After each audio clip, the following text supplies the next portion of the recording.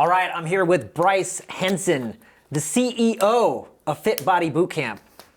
Welcome to the show, man. Joel, man, thanks so much for having me. Excited to be here, man. Totally. Man, I figured just to start things off, I'm just curious, you have got this amazing franchise. You guys are doing some really cool stuff, but I'm always interested in people's story and how they got here. Was there a day that you remember, you realized you know what, I want to change. This is what I want to do with my life, in being involved in fitness. Yes, and I'll hit that story, but we were talking off camera, and one of the things we wanted to talk about was some mindset. So I'm actually going to take you back to my early days to give you the origin story. We're going to Tarantino this. Yeah, yes, totally. Love it. And I think there's a good mindset message, for your audience. So originally I like to say I'm from the Midwest, and that has impacted my fitness journey. But really the first 10 years of my life, I grew up in the South. And when I say the South, the suburb of Atlanta, Georgia, over 30 years ago. I used to talk like this when I was a little boy, so thick Southern drawl and all. And, on one hand, I had a happy little childhood to some extent, but I also had a very turbulent childhood on the other. And the reason I say that is my father was a drug addict. He was addicted to alcohol and gambling, not necessarily the trifecta for a good family upbringing. And unfortunately, it hit to a situation where the abuse became not only verbal, but also physical towards my mother. By the grace of God, we were able to escape that situation. And as the story goes, she came home one night.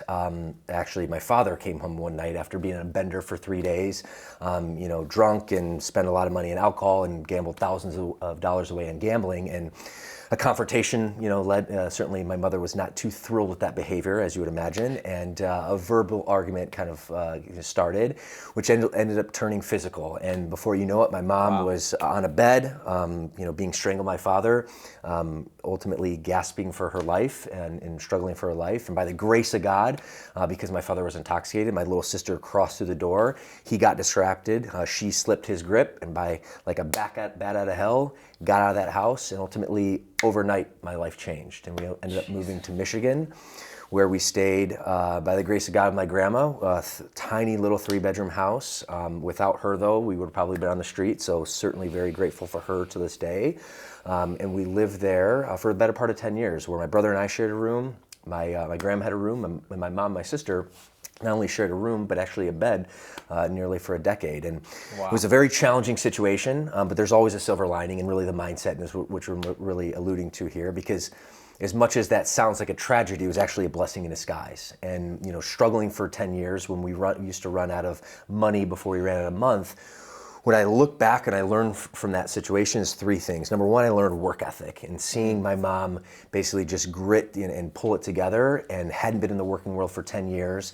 And thankfully she had family support, but to see her bust her tail in terms of full-time job, raising 3 kids, doing everything she possibly could, really ingrained a strong work ethic in my life. Yeah. The second lesson that I learned was the power of resiliency. And at the end of the day, adversity happens, life happens. We're getting through the little thing, the pandemic that was just greatly adverse, right. For a lot of people. But yeah. really, if you don't taste adversity at a young age, it's going to be hard for you to kind of deal with that. And the opposite also true. So it taught me that, hey, you have to have a resilient mindset.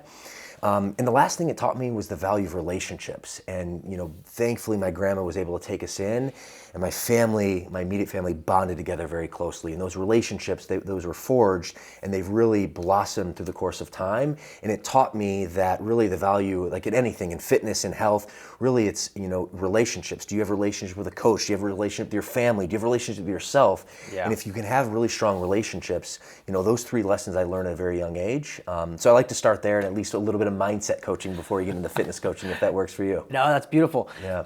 I was just, how old were you actually when that event happened?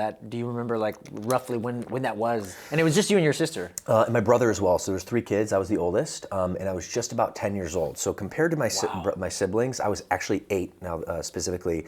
I had a better handle on it, but I was still in 2nd grade as an example. Yeah. So not a ton of visibility, but enough where I could see and I could experience some volatility where my brother and sister who are younger than me didn't really have that insight.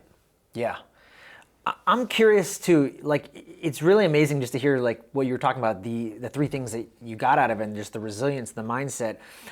Do you think right now you can say that like, hey, these, now that I look back in my life, like these are the three things that like stick out that like made me. But do you think like during like how long was it maybe before you really started to like, actually live that in a sense, like, because obviously we're young kids, 10 years old. There's these traumas and things like that, but.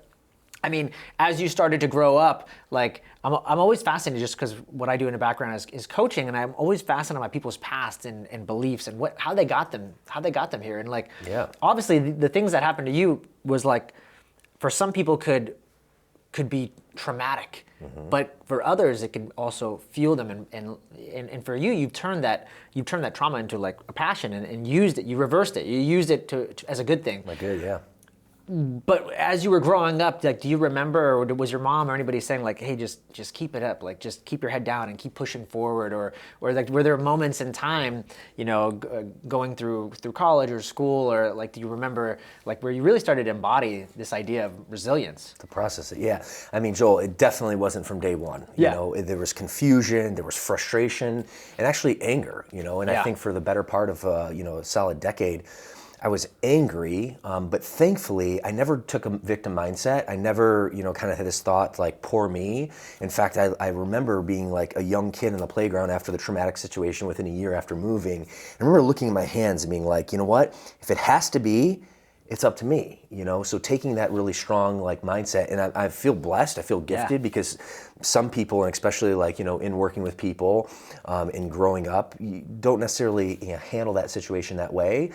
So I'm grateful that I adopted that mindset, that kind of overachieve, overcome mindset, if you will, that winner's mindset. Yep. But that said though, I mean, it wasn't all sunshine and rainbows. There was a lot of confusion, anger, and frustration, as I mentioned. Yep. But interestingly enough, I read a book by Tim Grover, who is the personal trainer for Michael Jordan and Kobe Bryant. And what he said about both of them is they used to take, for 48 minutes, they used to basically unleash 48 minutes of controlled rage against their opponent. And that sounds really, really like punching your face. Yeah. But actually, I think that's what I've done. I've taken that rage and I've controlled it and I've focused it on, okay, how can I actually use this in advantage? And I'm a huge believer in Stoic philosophy. And there's a lot of components of Stoic philosophy, but one of the things that they all talk about is the obstacle is the way. And if you think about it as an example, they use this analogy of a fire. Now, if a fire is there, okay, and you have debris and forest fire and all these things get thrown in, these obstacles, get thrown in the fire doesn't cry and say, poor me, like I'm sad this debris is coming in this gasoline. No, the fire does the opposite. It says, you know what? Okay, debris, gas, brush. I'm actually going to use you to become bigger, to become better. And I think, over time, and it wasn't from day one, but over time I was able to channel that, harness that, for the good. Okay, but that's amazing. Like what you just said, like when you that moment where you looked at your hands. But like, I'm curious, and not to go too deep on this, but like, did somebody teach you that, or was that like just? I find that amazing that at such a young age, because that characteristic I don't see 40-year-olds or 50-year-olds, manifesting that characteristic of like the victim mindset, like you said, and. So often we just see people crumbling or woe is me, and they don't learn that until like they're 50. Here you are like a 13-year-old, 10-year-old kid or whatever, and you're already like, hey, I got to turn this fuel into fire and change it around. Was it your mom, or was there anybody that taught you that winner's mindset? Yeah, I'm so grateful for my mom and my family, like the support that I had, my siblings. For that specifically, though, like I said, I feel fortunate. It was just the way I looked at the world. And even to this day, actually, I was, like I said, I have a lot of weaknesses. I have a lot of shortcomings, just like anyone. I'm human. Last week, we were at a team bonding event, and one of my colleagues, we were giving feedback, both positive feedback and then opportunities for improvement. And one of the positive feedbacks that this particular individual shared with me was just how no matter the chaos, no matter the stress, you'll understand and ask some clarifying questions on what problem is being presented, but really the vast majority of the meeting is not about the problem. It's actually, okay, here's the problem, but what's the solution? Right. And I think that's just, hardwired in me, and I feel grateful for that, because I looked at the situation, I was frustrated and anger, but I intuitively knew that if I just go down a negative mindset, if I cry about it, if I take the woe is me, that's actually not going to be the solution to the problem. Totally. So I think inherently, to answer your direct question, it was just innate in me, and I think that solution-minded approach really served me then, and I've carried it with me. Yeah, and I'm just thinking too, like, you guys have an amazing franchise. and we had this thing called the pandemic the last 2 years, kind of shut down some of your franchises. You guys have a brick and mortar, that's what you guys do, the Fit Body Bootcamp. Totally. How, speaking of that mindset piece and just being solution oriented, like how did that prevail? How did that assist you during this crazy time that we're in, so that many of your franchises, from what I understand, like did actually very well? Yeah, I mean, we, by the grace of God and some strong leadership, some strong determination from our owners, for taking action on the coaching that we provided them, for our clients, our community, we've been able to manage it really well. And it's crazy. I just looked at my watch. I mean, it was literally 2 years ago last week is when the world shut down. And wow. Thankfully, the strong team that we have here at headquarters, the strong leadership team that we have. But I remember when, there's a series of events like from February and then early March, and this is 2020, like they were starting to, kind of get those feelings. Okay, this is interesting. Like we're at interesting times. And then a day before we were actually asked to close down, brand wide in LA. We're close to LA here in our studio. And the mayor of LA shut down like arcades and restaurants and all that. So we had some indication it was going to probably flow to Orange County, where our headquarters is actually in Chino Hills. Yeah. But when all that news went out, and I'd taken that stoic philosophy, at the time, Bedros, Diana, Matt Wilbur, Aaron Alejandrino, Matt Schneider, and myself were all part of the leadership team, all seasoned, entrepreneurs, all seasoned champion mindset. And ironically enough, for how chaotic it was in that first week when we were, forced to close our gyms across North America, interestingly enough, there was a sense of cool, calm, and collectedness about our meetings. And as we were basically transitioned from one meeting a week to actually 10 meetings a week, one in the morning, one in the evening, to debrief, to create a game plan, to communicate with our franchisees. And that was really that laid the foundation. I think having that resilient mindset, that stoic mindset that all of us are ingrained with, I mean, definitely was a huge part in that success. Yeah, huge. Yeah. Catch us up to just how a great intro, just your story as a child that moved to Michigan, but then kind of like catch us up to how now here we are in California and the beautiful. I was just telling you about the sun and like how I missed that after leaving after Totally. 39 years. I left California, but catch us up to like how that happened, that transition, and really why you fell in love with fitness and entrepreneurship. Yeah, great question. So I'll ask the original question, which was really how you got into fitness, or what was the moment you're like, hey, I need a change. Yeah. So fast forward, moved from Georgia to Michigan and spent the latter half of my childhood there. And I went to Michigan State, and the year before I graduated, I got a job opportunity in LA, or internship, which turned into a full-time gig. And at the time, I was not a fitness guy. I wasn't obese, but I definitely wasn't fit. I was 20 pounds of body fat, overweight, very little muscle on my body, didn't go to the gym. Taco Bell and fast food was a staple of my diet, so not a fit guy. And moved to LA in 2004, and was excited to be here. The blue skies, the sunshine, the palm trees, the beaches, but also the plastic capital of the world when I'm 21 years old, 3,000 miles from home, don't know anyone, little professional skill to offer the world, and there I was unfit. So, it was for as much as it was exciting, and I was excited to be in California and a job opportunity presented itself, there was a lot more dark days than good. And I lived that way for about a year and a half. And really what I learned and know to be true is like the level of confidence I didn't have. I was insecure, and I didn't have the vibrancy, the energy. And I just really, at the end of the day, Joel, I didn't have fitness in my life. Yeah. And so, I lived that way again for about 2 years. And by a fortuitous situation happened. A good friend of mine, actually, he lives in Sacramento now, but he moved to Southern California. And we went to college together, and he wasn't on the cover of Men's Health, but he could have been. He had the six-pack abs, the muscles, but more importantly, the confidence, the energy, enthusiasm. Yeah. And we ended up living together for a period of 2 years. And Joel, I'll never remember or never forget, it took me, embarrassingly to say, a few months before I finally mustered up enough courage to be like, hey, Adam, can you show me a little bit of like how you get fit? I know you go to the gym, but like, can you just kind of teach me a little bit about the fit lifestyle? And he turned to me and said, Bryce, I can and I will on one condition. You've been to college, you know dozens of guys have asked the same question, but very few have actually stuck with it. Right. So my one condition is that for 90 days, you'll do everything I tell you. You're gonna go to the gym with me, you're gonna do the sets with me, you're gonna eat what I tell you to eat. And after 90 days, if you don't like it, you can quit. And I said, okay, great. And that was an aspect in what we call in sales persuasion called commitment and consistency. He got my commitment and then ultimately felt the internal plug, just like all humans do, to stay consistent with that commitment. And I didn't know that at the time from a sales and persuasion perspective. Yeah. But ultimately, I'm glad he did, because honestly, Joel, like as we know this, your audience knows this, at least at first in anything in life, but literally fitness, I mean, your muscles are sore, the food tastes bland compared to what I was eating. Like there were so many challenges I thought about quitting so many times. But thankfully I stuck with it, and one day turned into two, a week turned into two turned into three. And probably after a solid 90 days, I started seeing a result. And I buy into the philosophy Tony Robbins says, progress equals motivation. So I wasn't like all of a sudden from this non-fit to fit guy in 90 days, but I started seeing progress. I looked in the mirror, I felt better, and that actually was what catapulted me for another 6 months. And over that 6-month period, dropped 20 pounds of body fat, put 20 pounds of muscle. I actually started and ended the same weight, 175 pounds. But as we know, and your audience knows, fitness does way more than just the aesthetic look. I started, having more energy, more mental clarity, energy, confidence. I became the least performing sales rep to the highest performing sales rep in my company, all within a year, because of for what fitness gave me. So a long-winded story to say that's really kind of what sparked the change in me, and really kind of what was the catalyst to get me to live a healthy and fit life. I love that story because a couple things about it.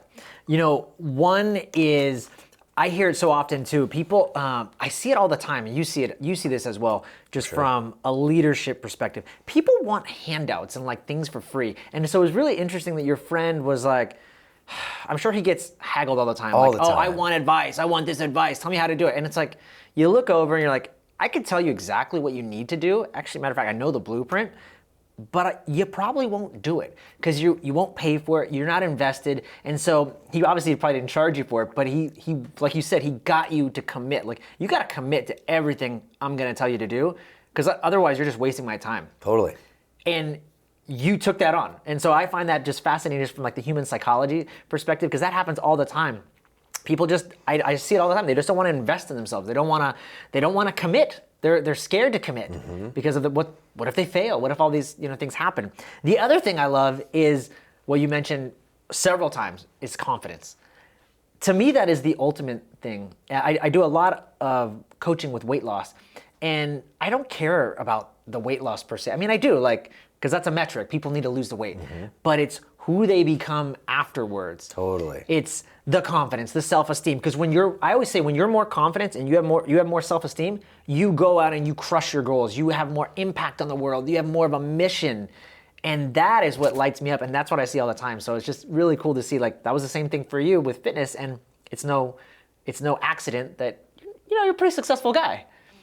Well, thank you. I appreciate that. Very nice words. And I couldn't agree with you more. I mean, that's what fitness does, and that confidence, that energy. And even to your point about, not paying, and I learned this from Bedros, our founder, people who pay, they pay attention, and there's something magical about that exchange. And thankfully, Adam didn't actually charge me to some extent, but he actually did in terms of his time, and ultimately he got that commitment up front. But when you make that investment in yourself, that's when actually the energy and motion happens. And also to that point, people sometimes will tell, I'm sure you've heard the same thing, throughout the course of time, is Joel or Bryce, I can't afford to be fit. And my response is, you can't afford not to be. Even for my particular situation, before I became a Fit Body Bootcamp owner, a multi-location owner, the CEO of the brand, I mean, just in my sales role, I went from the least performing sales rep to the highest performing sales rep in 12 months. Yes. One thing had changed. It wasn't the script, it wasn't the dialogue. I'm sure those things were tweaked. It was my fitness and my confidence.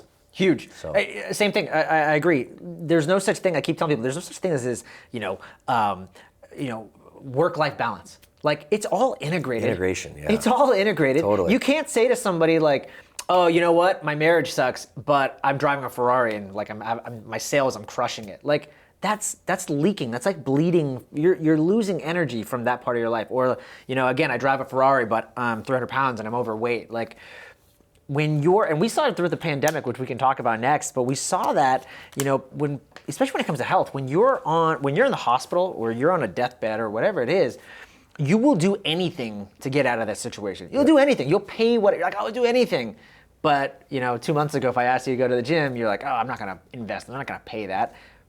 Fast forward when you're on you're sick, you'll do anything. Totally.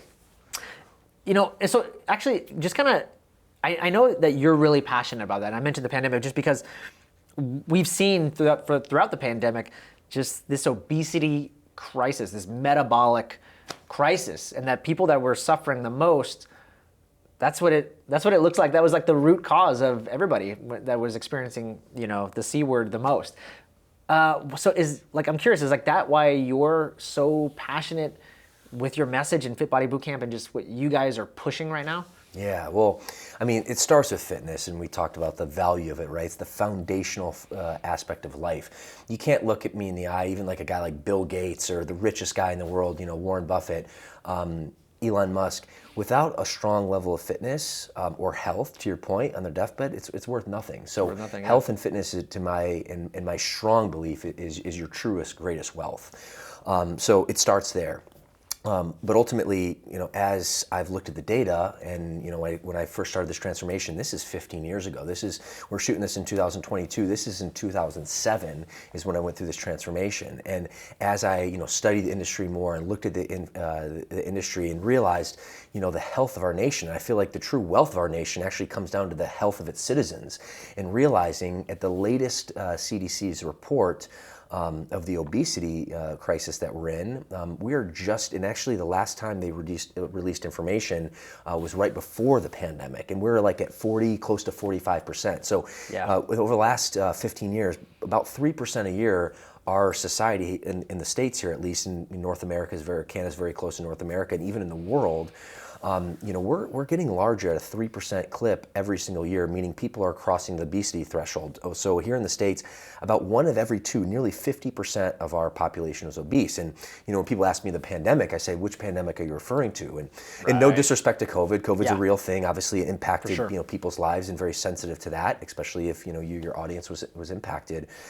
But actually, at the end of the day, if you take a look back, even very liberal people, because unfortunately it became political. Really, for me, it's a health issue more than it's a political issue. Yeah, 100%. But I was watching a podcast, and a very liberal guy, well known, was talking about some data that he saw, and nearly 80%, 78% of the people impacted by COVID, the most severely in terms of hospital visits or death, aside from the elderly, were the obese. Mm-hmm. So it's interesting, and I think it's a huge missed opportunity for the media, because of course, if you watch the news over the last 2 years, it's like death and fear and gloom, which, there was definitely a crisis going on. Right.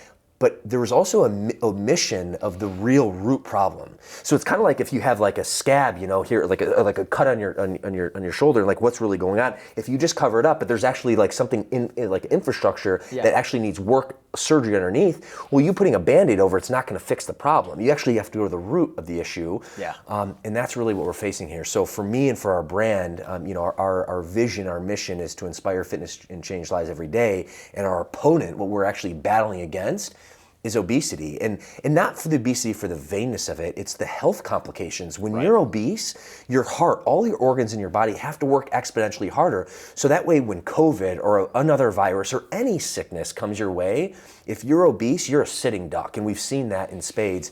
And I think that's why we have a huge passion to overcome that pandemic. Not specifically the COVID, which is an issue, but it's actually the obesity pandemic, which is the root issue. Yeah, so well said. I'm curious too. What makes Fit Body Bootcamp, what makes you guys unique? What are you guys doing differently than, say me just going into 24-hour fitness or berries or any of these other places? And again, like you said, I know you guys are abundance mindset. There's no you're not competing against any of these guys, because that's just not the way you think. Right. It's like you said, I'm competing with obesity. I don't care what these guys are doing. But I'm just curious, at the end of the day, what makes Fit Body Bootcamp different than, why should I walk in there than any of these other places? Totally. Well, to your point, we do have competition. Our competition is the fast food industry. It's not, the other fitness, outfits, because at the end of the day, we're trying to get people healthy and fit. There's no shortage of gyms, especially in Southern California, but there's obviously an issue with the obesity, like where our country's going in terms of health and fitness. So that's really what we focus on. And to your point about like what makes Fit Body Bootcamp specific, I mean, two things. Number one, it's the results. And then secondarily, especially for a fitness program, it's the nutrition coaching. Because ultimately, from a fitness perspective, we run 30-minute sessions, high intensity interval training. It's really like personal training, except in a group setting. And I used to be a personal trainer when I first started after the fitness transformation, and I certainly would get clients results, okay? But it is hard actually to motivate just one person. When you have a group of people and the energy, like the energy in the room, it becomes exponentially easier. But of course, that's only one part of the equation, the fitness results. And again, 30-minute sessions, high intensity interval training where we do strength and cardio, we blend that, it gets an incredible result from a human movement and a physicality perspective. But a lot of our clients, and just like you, Joel, come because of weight loss, for good reason. And we know that, okay, yeah, you need to actually work your body, move your body, and that's a cornerstone habit, which leads to other healthy habits. But it's really, if you want to change your body composition, it's what are you putting in your mouth? Yeah. And for us, we've just launched this new program called Bootcamp Plus, which is really our nutrition coaching program. So we have Bootcamp, which is really access to, our certified personal training sessions on a weekly basis, unlimited sessions, 30 minutes. But really that Bootcamp Plus provides nutrition coaching in terms of macronutrients is really our forte. We have a team of nutritionists on the back end. We control that program with an app that provides dynamic coaching. And when you put fitness, human movement, focus on cardio and strength training, and when you put that with nutrition coaching, that's where you see the results. And of course, the byproduct is the community, the relationships that basically get built in, and ultimately that's a secret sauce and really what defines and differentiates Fit Body Bootcamp from a lot of other programs out there. I think that's really cool, and I think it's really neat that you guys are adding the nutrition piece, because I actually worked with a friend on weight loss who was a CrossFit athlete, and he's in phenomenal shape, really. But he even said, Joel, what I learned from you is wow, we're kind of missing that on the CrossFit side, the nutrition side. It's huge. Yep. So that's really neat that you guys are blending that and bringing that all together. That's really nice. I think it's so important for us. I mean, especially if our clients are traditionally coming for a body composition change. Sometimes you get a client who's like, hey, I just want to build a little bit more muscle or have a little bit more energy. But the vast majority of clients are like, hey, I'm out of shape. I need to lose 30 pounds. I need to lose 50 pounds. I need to lose 75 or 100 pounds. And not to be able to provide that nutrition coaching, to me and to our organization, is a bit of a disservice. So that's why it's super important. And it wasn't always that way when we got our program and franchise off the ground. It was a very different climate. This is in 2008, so well more than 10 years ago. But we, one of our core values is to embrace and drive change. And we've done that in spades. And we've every single year been able to add more support and more coaching, to our program. And that's the reason not only our owners, but our clients are very successful. Yeah, I love that. What would you say because you guys are experts, what would you say, what do you think? And again, this is generalities because there's always that individuality. But what do you say is the most common mistake or thread that you just see over and over with people that want to lose weight? What are they doing? What are they making? Biggest mistake is the ego gets in the way. There's not enough humility to realize, what? Unless I'm a fitness professional, that I'm going to track my meals, I'm going to design my workouts on my own. If you got a family, you got kids, fitness is not your full-time focus, that's okay. The biggest mistake is to think you can do it alone. You can go it alone. The biggest mistake is not actually putting your hand up for help and saying, hey, I got a busy life, I got other focuses. Okay, I don't want fitness to be my whole life, but it's important to me. I need someone who actually knows what they're doing, can coach me, can hold me accountable. And you think about that, would you actually, Joel, would you go in, or your audience here, I got a toothache. I'm just going to actually get out my drill and start drilling away. Not a chance in hell. You'd be like, okay, no, I'm going to actually hire a professional, aka a dentist or orthodontist to actually, help me in this endeavor. And for whatever reason, there's a disconnect with health and fitness. But for me, that's the biggest, issue that and probably the biggest mistake that I see most people make. Awesome. So then I was going to ask you, okay, I want to lose weight. I'm coming to you, I want to lose weight. Is there a top 1 to 3 things you would recommend that I do, or is that really it? That's the answer. Yeah, walk into Fit Body Bootcamp, or would you say ask for help. Is that like the biggest thing? Ask for help, get an accountability coach, and that's number one. Number two is people, and this is human nature, just the way it is, people think that, okay, all of a sudden one day they're like no fitness in their life, and all of a sudden like the next day when they get their mind around it, they're gonna be like the Mr. Olympiads. They're gonna work out 7 days a week and completely change their diet. Yep. And yeah, people do that for a week, for 2 weeks, but that's not long-term sustainable. You can't go from body A or mindset A to mindset B like overnight. It's a process. It takes a little time. So the next step aside from hiring a fitness coach is, commit to working out 3 times a week. That's sustainable, that's long term, but not just, hey, I'm gonna work out 3 times a week. I'm gonna put that in my calendar, okay? I'm gonna hire a coach, I'm gonna go in a Fit Body boot camp or another coach like yourself, and I'm gonna say, okay, Monday, Wednesday, Fridays at 6 a.m., it's on my calendar. Just like a meeting with my boss is on my calendar, you're not gonna miss that. That's the next step, and that also has to go in the line with not thinking and not understanding that you don't have to bite off the whole elephant. What's the famous adage? How do you eat an elephant? One bite at a time. Right. So it's like, all right, hire a coach. Get 3 workouts on the books. Let's see if we can make 1 or 2 changes in nutrition. Okay, instead of all of a sudden having fast food as a staple of your diet. What if instead of eating it 7 times a week, you're like, all right, I'm actually gonna eat 3 times a week, and now I'm gonna actually eat a healthier meal the other 3 times a week. So I think from that perspective, what we've seen is taking a stepladder approach, typically speaking, is more sustainable and a big mistake. And really the opposite end is the recommendation for someone who's on the sidelines, they wanna get healthy and fit. I mean, you're well on your way if you take that advice. I love that because it also ties back into your original story. And you mentioned this, you said, when I didn't really see results for like 3 months. Yeah. I used to always tell people when they first started lifting weights, and I had been doing it this was when I was 18 years old, I really got into lifting weights and muscle and fitness. And so I was talking, they'd seen some of the results I got, and they're like, I want to go to the gym too. And I'm like, well, just so you know, like, don't expect anything for like 3 months. And they're like, really? Like, no, man. Like, and I'm like, no, seriously, like, you're not going to notice anything until then. And it's kind of humbling, right? You have to, like you mentioned, you got to keep the ego. You got to keep the ego in check. Keep the ego at the door because you will get broken. And I see that all the time, whether you're starting a new podcast or whatever. When you don't see results right away, people, they give up. They give up. They put just their hand up and say, hey, it's not working. But you got to take a step back and realize it's a process. You didn't gain 60 pounds overnight. You didn't. It was a process. Yeah. This is going to be a process to remove that as well. Another really cool thing you said is I interviewed this guy who's an expert on addiction.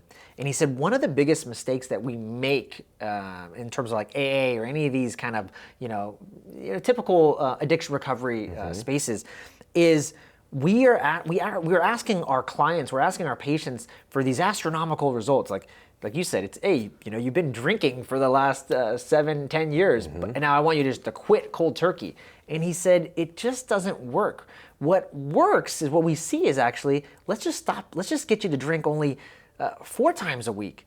That's or 3 times. He's like, people don't understand. That's a 50% reduction in drinking. That's huge. We want to congratulate these people and let them know, like, hey, you're doing a good job. And so, like, that step ladder approach that you're talking about is really important. And interestingly enough, an interesting topic. I'm actually a recovering alcoholic. No way. Yeah, and interesting that you brought that up. And actually, to the whole point of my first step is like, hey, if you're looking to make a change in fitness, what's the first thing you should do? You should hire a coach. Well, and that's, I made a few failed attempts at stopping drinking because that's, again, it's human nature. It's hard, right? Especially if you're wired that way. And I was never the guy, the daily drinker. My father was an alcoholic, which there's a genetic component too. And I always thought, like growing up, alcoholic is someone who didn't have a job, that basically was homeless, like brown paper bag. That was not me at all. In fact, I was an infrequent drinker, but what I call a binge drinker, if you will. Yeah. And it caught up to me, and I realized that through a whole chaotic story, that I needed to be a better leader for myself and my family, and I made that decision. But one of the first things that I did that actually made it stick, speaking of a program, and I'm, for the sake of the anonymity, I'm not going to go through the details of that, but I hired a coach. In that space, they call a mentor. And I started going to 3 sessions or meetings a week, which is the same formula for fitness. And I took a step back after 6 months, and I'm like, I'm happy to report, it's been just over 5 years. I celebrate my 5 year that I was staying from alcohol. But I realized after like the first 6 months and even to a year, I was like, because I made a few failed attempts, but I took a step back and I was like, connecting the dots. I'm like, this is what I tell our clients is hire a coach, get it on the calendar, get a mentor, get 3 times a week. That's what I just did. I hired a coach, we call him mentor, started 3 times a week. It's the same formula, taking that step-ladder approach and really that accountability and support. I love that. I've noticed so many things too as a parent. I've had to hire parenting coaches because I want to be a better dad. I want to be a better husband, and I want to learn about this. And it's always interesting. Like the parenting coaches will tell me, like, you need to do certain things. You need to. I'll give you an example. Like, have a special time with your son. Like just 5 minutes, a day. Look for the good. Look for the good because the good will keep going. Well, here's an interesting thing too. One of the coaches said, on average, we always, and you know this because the brain is just always hijacked and it's hypervigilant. It's always looking for what's wrong. Always. And so we do the same thing as parents, believe it or not. We're like, oh my God, he's gonna do something. He's gonna hit his brother. He's gonna do this. And so she said, for every negative thing you tell him, like don't do that or no, you can't have that, I want you to look for 8 things that that are positive, that he's actually doing well. I love that. Good mental reframe.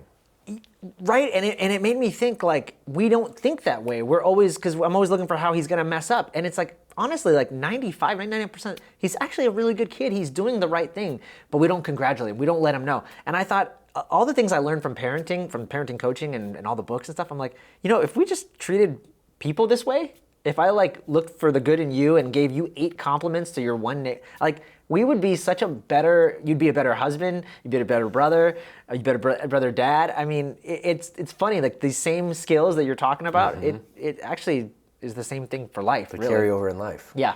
Totally. I wanted to ask you kind of like, with everything going on and now we're kind of coming out of the so-called pandemic, what exciting projects are you guys working on? What's I mean, I know you mentioned the nutrition program, but or is there anything personally for you that you're doing that you're working towards? Yeah, shoot, that's a loaded question. There's a lot of things in the mix. It's definitely a very interesting time, frame that we're in, but we're excited to come out of the pandemic. The phones are firing all cylinders again. They have been probably for the last 6 months or so, but we're bringing on new franchisees. We have our World Conference, which is a giant annual event that we host every year. We're doing it this year in mid-May for our franchisees to breathe some life. Jesse Itzler, who's a very successful entrepreneur, part owner of the Atlanta Hawks, sold his company Zika Water to Coca-Cola, and very husband to Sarah Blakely, who is the founder of Spanx. She ended up selling the company, a billionaire with a B. Yeah. He's going to be our keynote, and we have just an incredible lineup of other speakers. Our coaching and profitability team are going to unleash what we call our Ultimate Transformation Program, or UTP. So this is a program specifically designed for weight loss, to battle the obesity pandemic, to get our clients in incredible shape, gets their commitment up front. And we launched this weight loss program about 6 months ago from our director of internal marketing in Canada. And we've refined it, and ultimately we've been in testing now for the last 6 months, and we're excited to actually launch it. And there's that nutrition coaching component involved, and that's the reason that we're seeing such massive results. So, I mean, those are a few of many things that we have on the horizon, but let's face it, I mean, COVID was not fun for any brick and mortar business that if you're watching this, that to be true, and it certainly wasn't for ours. But through grit, determination, strong mindset, great leadership, we were able to come through, and a lot of exciting stuff on the horizon for the rest of 2022. That's very neat. And, also, I know you didn't mention, but we didn't talk about in the beginning of the show, but you also have a podcast. I do, and actually, you're going to be on it right after this. So we're doing a little swap, which is great. Called the Fitness Franchise Podcast, and really our mission is to spread more health, fitness in the world, bring in awesome guests like yourself and other industry experts, fitness people who are experts on mindset, on hormones, on weight loss, on different aspects of business, marketing, sales, you name it. So that's been a really, really cool passion project that we launched in 2021 off the tail of the pandemic, catching great steam, and it's also just been a great exposure tool to allow us to grow the Fit Body Bootcamp brand. Yeah, it's really nice, and you guys bring on a lot of good guests, so it's really cool. And I think podcast is just one of the I mean, I don't want to say the last ways, but it's a great modality to really. First of all, I get a free education. That's how I started learning, and I almost think I have a PhD in health just from gobbling up these podcasts. But just like the Joe Rogan podcast, you get all this. Information. Mm-hmm. I'm not going to call it misinformation, but you're able to just really, you get to go deep on topics, and I think so. I'm really happy that you're doing that because it's just a really nice forum to spread some deep deep knowledge. It is. It's really, really, impactful for the audience, for the community, for our brand, and also selfishly for me too. And I'm excited to interview you after the show. And to your point about getting a PhD, like I feel like, as much as the value and the feedback has been incredible from our audience, selfishly, I get a ton of value because I get to interview awesome people like you and other people through our pipeline that, I get to take nuggets of information and apply those. So it's just as much as for audience, it's a wealth of knowledge for me as well. It's just a great modality to your point. Yeah. Awesome. I wanted to jump into some lightning round questions with you, but before I do, is there anything that I didn't ask you that you wish I had? Ooh, that's an incredible question. I would say your why. And I think, at the end of the day, we've kind of, touched on that. But the reason I say this, and I think there's a learning lesson and a takeaway, I give a keynote called the 3 Ps, which stands for pain, passion, and purpose. And, I story told a little bit. I kind of told you about, I went through a lot of more dark days than good. But really what I want to highlight there is like my big why. And it could be the why for you. It could be the why for, your audience and whomever, is listening to this and digesting this. But a lot of times people are like, all right, well, how do I find my passion? How do I find my purpose, like, in life? And really what I like to do is follow the paper trail. And typically speaking, find the source of your greatest pain. What's the biggest pain point in your life? And going back to the obstacles of the way, the Stoic philosophy, if you can actually take that pain, transform it, into a passion, it'll actually create your purpose. And interestingly enough, the word passion, I like to say I'm a passionate guy. I know you're a passionate guy. Passion, the root word is Latin for passeo, and it means suffering. That's why, for Christianity, the passion of Christ is the suffering of Christ. There's a little bit of anger and passion, interestingly enough. And I think anger is a very strong emotion, but if channeled correctly, as in Tim Grover said, if you can, like Michael Jordan, Kobe Bryant, channel 48 minutes of controlled rage, I think a little bit of anger is good. So if you've been burned, you feel pain, if you can channel that, create that little bit of anger, but actually channel it towards the good, you can actually create your purpose. So, for me, that's my formula for how I've derived many passions in my life. And, to your point about asking the question, that would probably be it. But really more than anything, it was an opportunity for me to educate on, the source of passion for you. And really it's a good takeaway for your audience. I love that you brought that back because it just shows, like, again, something that we could look at as a tough time, or just I always hear people when I'm coaching them, they'll say something, Joel, I don't know what I want to be when I grow up. And it's funny, right? You could be in like your 40s, your 50s, and it's like, man, you went that whole time, and you still don't have that why, that passion, that purpose, like that. It can be sad, really. And but I love how you said that. Is like, that's a great idea. That's a great advice for these clients. Like, well, where did you suffer? Where did you have a lot of pain? And what's interesting, now that I'm thinking about it, is that a lot of people, that's how they actually create businesses from these pain, because usually they're suffering and they're like, man, I wish somebody would create something to like end this. Solve this problem. Solve this problem. That's what an entrepreneur does. That's me. I was an unfit guy. I was not confident, didn't have self-esteem and security. I was 20 pounds overweight, little muscle on my body. I was in pain. Yes. I was in pain. But you know what? Took the right steps, hired a coach, did all the advice that basically I shared with you and your audience today, developed that into a passion, and now it's my full-blown purpose. Boom. Love it. You ready for some lightning round questions? Let's go. All right.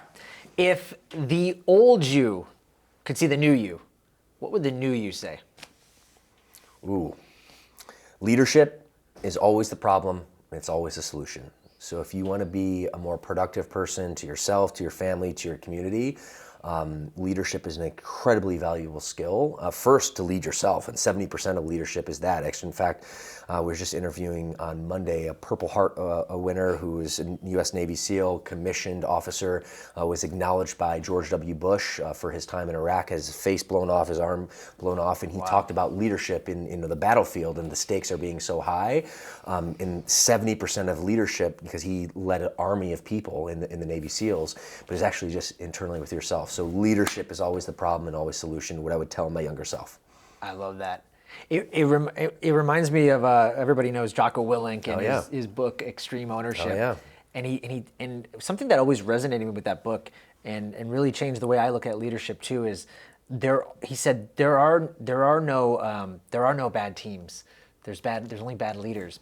And so I always thought of that as as an instructor, because I worked in my past life, I was a police officer. Yeah. And so but I was an instructor and a trainer, and so I always thought about that in my own training. Like, if the recruits or somebody's not getting it, why is that? And we always think like, I would hear all the old guards say like, oh, this piece of crap recruiter, oh, these kids just don't get it nowadays because they're on their iPhones and stuff. And I always used to think, really? Is that true? Or am I doing something wrong? And it probably, or really, let's get solution oriented. What can I do? Who cares if they're on their phones all the time? Mm-hmm. Fine.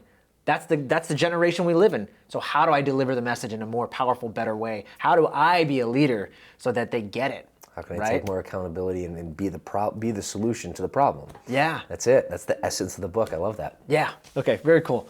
I'm curious, you have such an amazing just story of pain to purpose, but throughout that journey, what are some choices you think that you made that made you who you are today?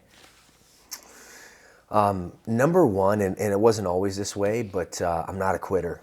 There was two things in my life that I quit at when a younger age. I quit karate and I quit soccer at a young age. And it was the right decision. It was fine in the grand scheme of things, but that gnawed on me for a period of time. And I've actually changed my identity. So, ultimately I got a lot of fight in me. And, that's one, key characteristic, about who I am.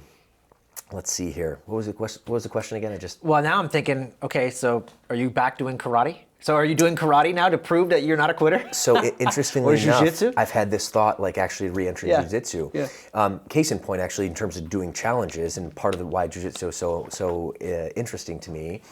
Right around the kind of when I was storytelling a little bit, before I actually jumped into Fit Body Bootcamp ownership, I wanted to take a challenge and really test my mettle, because again, there was a couple times I quit in life and I was like, you know what, man, I'm never going to let that happen again. And so leaning into the challenges is really what gives me purpose, gives me a confidence like in fitness. And I was a huge Kobe Bryant fan. I still am, rest in peace. And but most people don't know, actually, Kobe Bryant spoke fluent Italian. When his father didn't make the NBA but played in the European leagues. So for when he was 6 to 12, he lived in Italy and he spoke fluent Italian. I thought it was really cool. After watching the Lakers game, the press would interview him, but then also the Italian press would wait to the very end. And there Kobe Bryant, like one of the best players in the world, speaking fluent Italian. Yeah. So I thought to myself, you know what, I'm going to learn another language at some point too, live abroad. And I ended up fulfilling that in 2010, 2012. I ended up moving to a little island in the very south of Brazil called Florianopolis. Didn't know a soul. And my wife and brought back a family, learned a completely new language from scratch, but going through those challenges and adversity. And I'm giving you the highlight, reel of like all the great times, but certainly when the dust settled about 30 days in, I'm like, where am I? What did I get myself into? I don't know anyone. Had a lot of those dark days, but overcoming of adversity and building yourself through challenge, that's the name of the game. And that's something that I continue to try to do intentionally in my life, to really go after challenges, overcome them, build more confidence, and then rinse and repeat. Yeah, it's like you put yourself in difficult or challenging situations so that you can grow. Yep. And that's the only way you're going to grow. You have a growth mindset, which I love. I always see the most successful people in the world, they have that mindset. It's not fixed, it's growth. Agreed. But you answered the question perfectly. I'd ask you, what are some choices you made? And it's clearly you made tough choices. You put yourself in situations to grow. That's definitely one of them. And the other one is taking risks. Like, and I've looked at it, and again, going back to the Stoic philosophy, there's a tagline in Latin that says memento mori. And really what that means is remember your mortality, remember you're going to die. And a lot of people think that, oh my goodness, like I'm going to shoot a podcast, I'm so nervous. Well, yeah, I certainly, when we first started our journey, I'm sure we were both nervous, and there's certainly nerves involved. Yeah. But when you actually look at it compared to like, okay, I'm actually going to die one day, when you look at it through lens, like these things that we do on a daily basis become very trivial. So it's like, what do you have to lose? What do you have to lose about coming to Southern California or moving to Brazil or doing something out of your comfort zone? So, of course, like just like anything in life, when you take a risk, there is a risk it's not going to work out. But if you have that overcome mindset, that champion mindset, you'll just look at that loss as feedback, not failure, and you'll move on. So really the second point that I wanted to hit on that, Joel, is like, I've taken big risks. I've moved to California. I've started businesses. I've moved to lived in 3 continents: China, Brazil, and the U.S. And certainly I still have a long ways to go. But take big risks. Live bold. You got one shot, one spin at this globe. Make it worth it. That's so good. you're such a force in the wellness world, the health and fitness world. I'm just curious, like, is there anybody that inspires you or that you follow that just like lifts you up? Yeah, well, I mean, I just hit on Kobe Bryant. He was a huge source of inspiration. Michael Jordan, growing up as a big basketball fan. Arnold Schwarzenegger. In recent times, some of his political stuff I don't necessarily see eye to eye on. We'll kind of leave that for a topic for another day. But specifically, his mindset. He's an immigrant edge story. Comes to the States. I didn't fully know this, but he became one of the best movie stars in the world because he wanted to get to the States. But he's like, his point of entry was like, I need to be the most fit guy in the world, become a bodybuilder. That's how I'm gonna get to the States. And then once he did that, he kept on stacking wins. And his vision was to become one of the biggest movie stars in the world. He did that. Then he checked the box. He's like, I want to be one of the best politicians in the world. Then he became the governor, right? So a lot of learning lessons, and I look up to him and that work. So those would be a few. Yeah.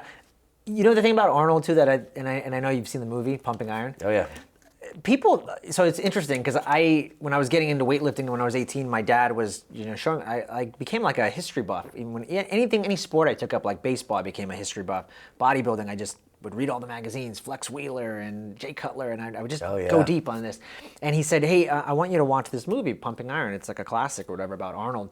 And when I think of Arnold, I always think about that movie. I could care less about the game changers and all the things he talks about now, but I always think about that because and me too. Me too. I could separate that, and it is what it is. But I look back to that, and that's a source of inspiration. That's what I wanted to bring to people, because you can say whatever you want, but like, respect that man for that time. If you go back and like watch that movie, like that guy's mindset was impeccable. Oh, crazy. And he was going to crush you. He was going to be the number one guy. And I just really, really loved that. And I mean, just the little games that they would play in the bodybuilding world to psych out, when he would talk about like psyching out Franco and some of the other competitors, it was just like really inspiring. And just to be on that level, to be the best, like we think these guys are just meatheads, and it's far from that. Like there's a level of dedication you have no idea. Oh, totally. Couldn't agree more. Is there a top like 1 to 3 books or anything that just jumps out at you that really had a huge impact in your life that you would recommend someone go out and read? Yeah, and I've hit on this author twice now. Actually, Tim Grover, who's the personal trainer for Kobe Bryant, Michael Jordan, for reference, but his book Relentless. I would say single-handedly that book Relentless is just an absolute game changer on mindset, on resiliency, on the things that we discovered today. So it's an absolute game changer. When the world changed 2 years ago with the onset of the COVID pandemic, I had that thing on repeat for the first 30 days as like seemingly the world was falling. That was really like a great guide. Talk about Jocko Willink, Extreme Ownership. I mean, that's a foundational book in terms of success, not in fitness, not in business, just in life. Yeah. 2 other books, 21 Irrefutable Laws of Leadership, John Maxwell. I'm a student of leadership. Leadership is always the problem, it's always the solution. So John Maxwell, absolutely, love that. And lastly, from a business context, Rich Dad Poor Dad. It was one of the first books that I read that really opened my eyes to being an entrepreneur and a business owner. So those are a few to choose from that range from fitness, business, life, mindset. That's so cool. Rich Dad Poor Dad. That was a book when I was young. I read that book, and same thing for me. I'm like, wow, like the rich people are doing something different. It really turned on some ideas for me. So I love that you shared that. Totally. A couple more questions, and then we'll wrap it up. I'm curious, are there any practices or hacks or rituals that you do on a daily basis? 2, and one's not going to be a surprise, but I wake up and I get a lift in every single day, and that's just like it's become my identity. One, I want to lead a healthy and fit lifestyle, but just all the stress and the chaos that you feel on a daily basis, that your audience feels, that I feel like in my position as a CEO of a major international 8-figure brand, I need to clear my mind first and foremost, and that weightlifting does that on a day-to-day basis. I get into my boot camps a few times a week. I do additional training as well, but not only for my body, but it's just great therapy for the mind. And then I also do cold plunges. I'm a huge fan of cryotherapy, so forced discomfort, if you will. So about 5 days a week, depending on my schedule and my routine. But I have a pool, even though we're in Southern California, which is beautiful weather. Yes. It's dry weather, so the mornings and evenings it gets super cold, especially in the winter. We're coming out of that now, but a 50-degree water, 50-degree pool at 5 a.m. in the morning is quite frigid, and a 3-minute polar plunge, if you will just, it's the catalyst to my day, and a hack that not only is it great for your body, it reduces inflammation and increases your immune system, it pumps out endorphins, and again, going from the mindset. It's a challenge to myself. Most people are not willing to do this. It gives me the edge. I am willing to, no one's watching, Joel. No one's watching at 5 in the morning. I just finished my workout. No one knows if I take that plunge or not, only me. And when I do that, not only from the health benefits, from the mindset benefits, that's what that gives me the edge, and that's one of the hacks that I do. I love that. Last but not least, Bryce Henson, where can people find you and learn more about all the exciting things you guys are doing? Love it. So first and foremost, our website, fitbodybootcamp.com. That's fitbodybootcamp.com. That's our brand-wide site, so that would be a great place to go to. And then specifically, my personal website is realbrycehenson.com, not to be confused with fake Bryce Henson. And ultimately, not only is that my website, but all my social media channels from Facebook to Instagram to LinkedIn, Real Bryce Henson. Awesome. Thank you, brother, for being on the show. I appreciate you. Joel, man, that was just awesome. Thanks so much for having me. Yep.